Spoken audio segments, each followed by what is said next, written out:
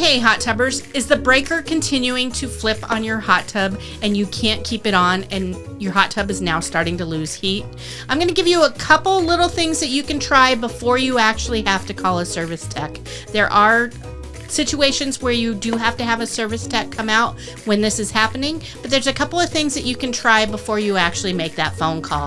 The first thing is to check your water level. If your water level is not touching the bottom of the pillows or at least an inch above your highest jet, then that's the first thing you need to do is you need to add water to the hot tub and get that water level where it's high enough.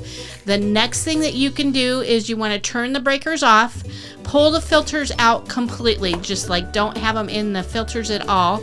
And if you can pull those filters out, turn that breaker back on, and if the hot tub will stay on without those filters in it, chances are it's either time to clean those filters really well or actually replace them.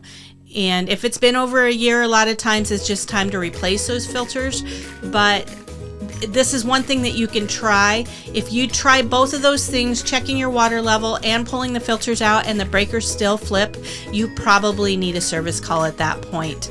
And it could be something as simple as a bad relay switch or a bad pressure switch or something along those lines, and your tech can fix that with absolutely no problem.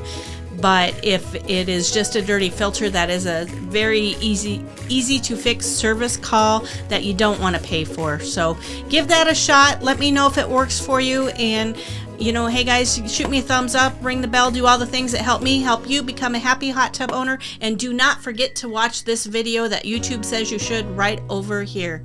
Keep making life epic.